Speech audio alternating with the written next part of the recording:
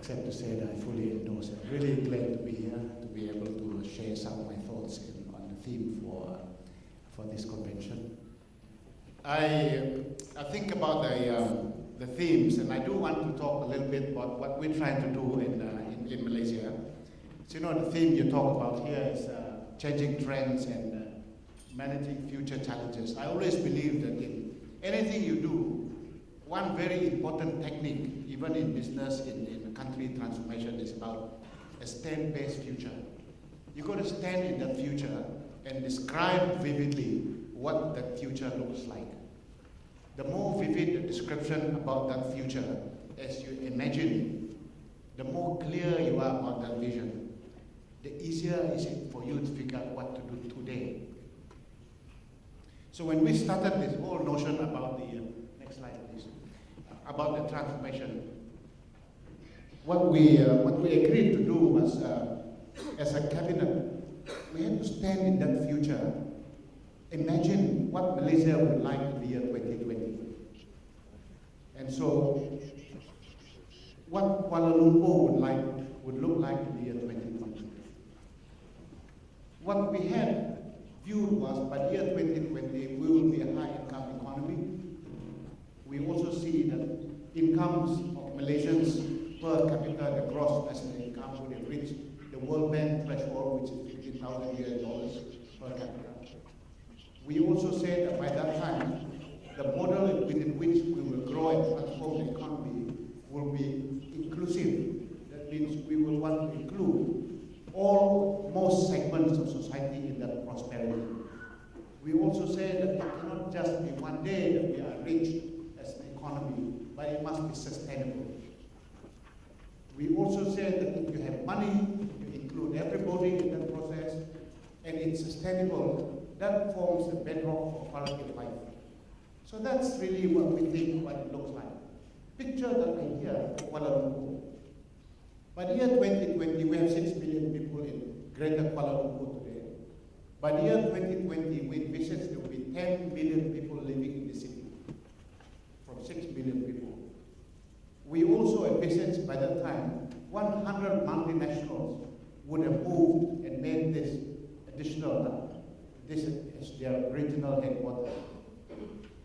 We also envisage that we would have a network of mass rapid transit. That means 50% of the people that live in the city commute to the center, not by cars, but urban public transport. We also envisage that the river that runs through the city will have been completely clean. You could swim in the river if you wish to, but don't drink. And we would have beautified it much the same way as they've done in Seoul, Chong River. We also envisioned that we'd have planted 100,000 trees and with beautiful gardens, vertical gardens that are in the city. We envisioned by the year 2020, Kuala Lumpur will be one of the most livable cities, in fact the top 20 livable cities in the world. So once we have those ideas, such vivid description of what they are, then really we will say, how do we manage the present to get there? That is why we wrote the blueprint for what we're doing today, to get there. But in very simple terms, the Prime Minister set up this notion that for Malaysia to transform, we need to become a united society under the One Malaysia umbrella. You know, I'm a fan of Chelsea Football Club. I know some of you guys, many of you were not very happy about the recent result. But if you're not united as a team, you don't win trophies. It's very important. For Malaysia, we have to be united to win trophies. The idea of government transformation is changing the way in which we in government participate and do our business, so that all the things that we do is to help the road towards that vision that we described just now. So the government has to change the way we do public service in delivery. The economy has to be transformed to make all the changes necessary so that we arrive at the destination that we would like to be at by the year 2020.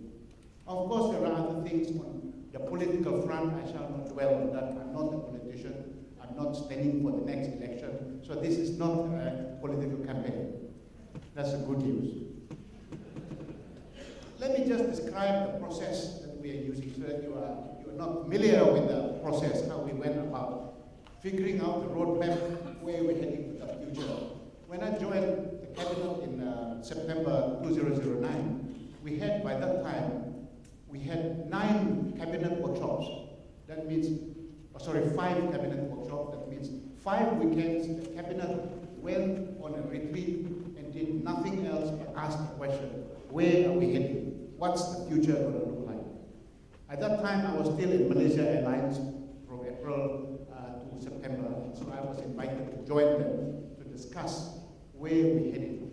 And so the direction is the key one. The first one is you can't move a nation until you're clear on a strategic direction.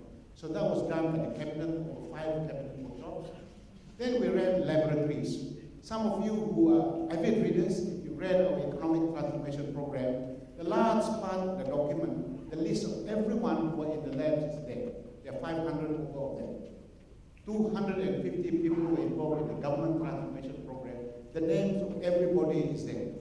Every single one of them. And so we ran the labs. The labs is just putting people in the room, telling them, this is our vision, these are the problems we have today. Tell us how do we get to where we want to be, what are the things we need to do. And for those of you familiar with the story, the motto in the labs is Hotel California. You can check out anytime you like, but you can never leave. That means everything in the room, you get to sort it out. You come with solutions inside there. Then we had the open day. Some of you been to the open day, we invite people to come there and give the public feedback. We had opposition party members that came into it. We have bloggers that also came into it, taxi drivers, real estate agents, anybody to give their input. Then we had the roadmap. We wrote a very detailed roadmap.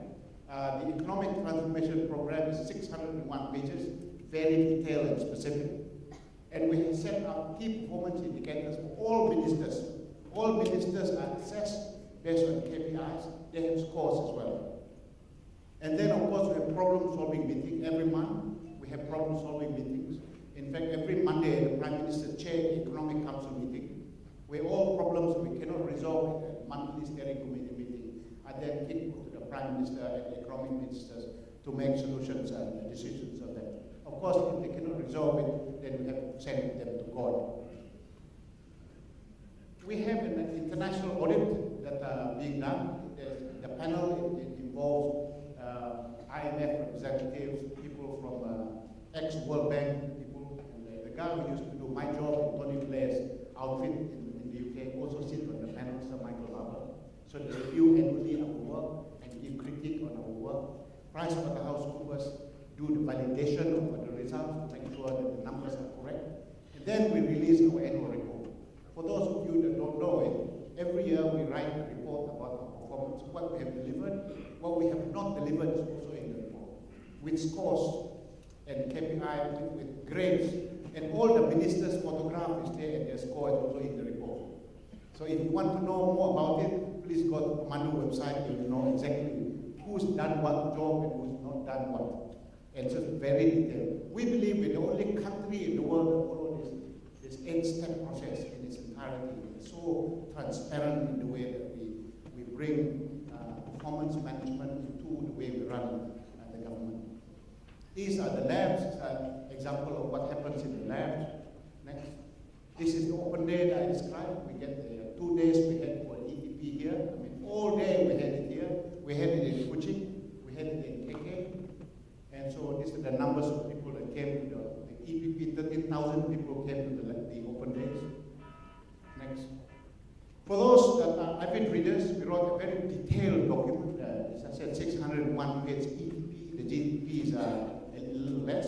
So if you are hard-working, avid reader, real estate, you've got a lot of time. That's the version I recommend you to read.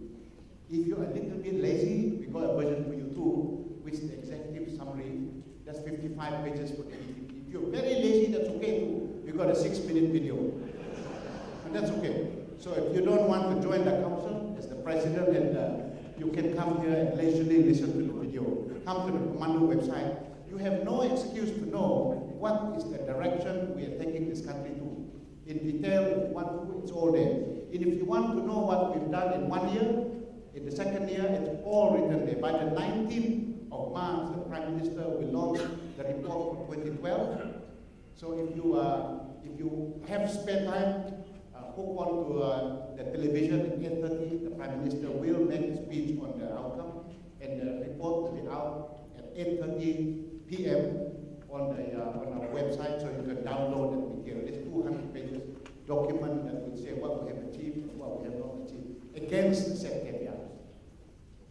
This is what happened. Every 6 months, the Prime Minister assesses the performance of all ministers against the KPI. And there are 3 people in the room, the Prime Minister, the Minister, and myself. And so, Pemandu gives a score for the performance of every minister on the sheet there. And then the minister, he doesn't agree with the score, he will come with a different score about how he performed. And then the final thing on the sheet, the Prime Minister will say, okay, my score is different, this is my final score. Then he writes a letter to the minister, dear so-and-so, I like the work you've done, and by the way, I think your score is this and not that. And so when we finish that, that's what will go out in the annual report.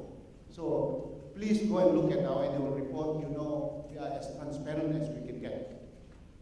By the way, at the end of each year, all ministers go to the Prime Minister's house. In fact, in Putrajaya, each of them have a booth, believe it or not.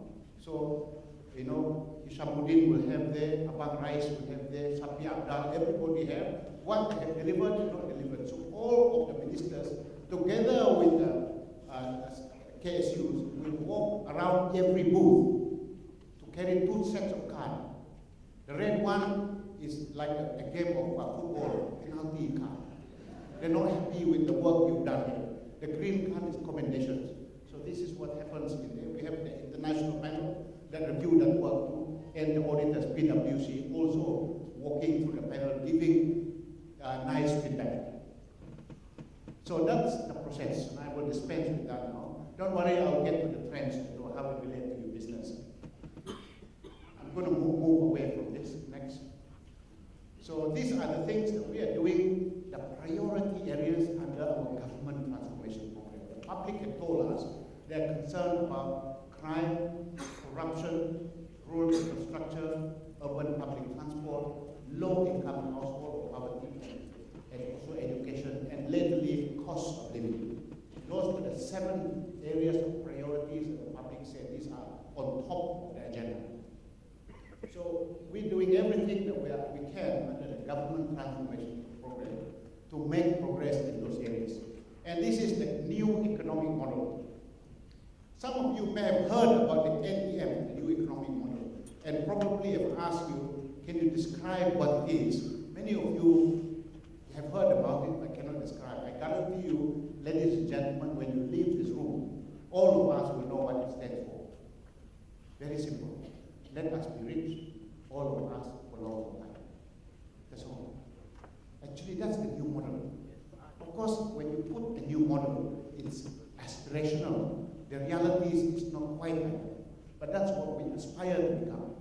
If you don't like very simple word, let us be rich, all of us for a long time. You want the consultant jargon language, that's okay. High income, inclusiveness, and sustainability. Those are consultant and technical jargon. But really, in layman's terms, let us be rich, all of us for a long time.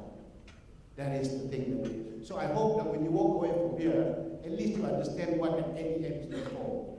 Okay? But when we look at countries that have successfully made it, like the US, Canada, Singapore, some parts of Europe that have made it to high income. And we found there were 2 key prerequisites. That means you must be focused on certain areas, and at the same time must be competitive. Just picture the story about athlete, Usain Bolt. Usain Bolt will not be the fastest 100 meters run sprinter in the world if he also wants to be the marathon champion, if he also wants to be the tennis champion, he also wants to be many, many things. So you have to be focused in areas. So Malaysia have chosen 12 economic areas of focus because we believe we are naturally endowed, we have strength in those areas, that we want to focus on those areas. Now, that's not enough. Even if Usain Bolt focused on 100 meters, but if every day he doesn't practice for 7 hours a day, he will not be the champion. So you need to be kiasu, the Singaporeans say. You need to be competitive. So we have to create the conditions for reforms to exist in Malaysia so that competitiveness will flourish in Malaysia. And that's very important. So competitiveness is a key attribute to the reforms that are taking place. There are a lot of reforms that are, and I'm just citing some examples. So now dwell some of the example of things that reflect our areas of focus and also the competitiveness reform. The Prime Minister has announced 15 subsectors for liberalization. These are some of them: accounting, taxation, courier, dental, specialist department, incineration, etc. A lot of them, vocational school. Why did we liberalize this autonomously? Because we believe that if we bring foreign players in Malaysia, the local guys have to be kiasu to compete.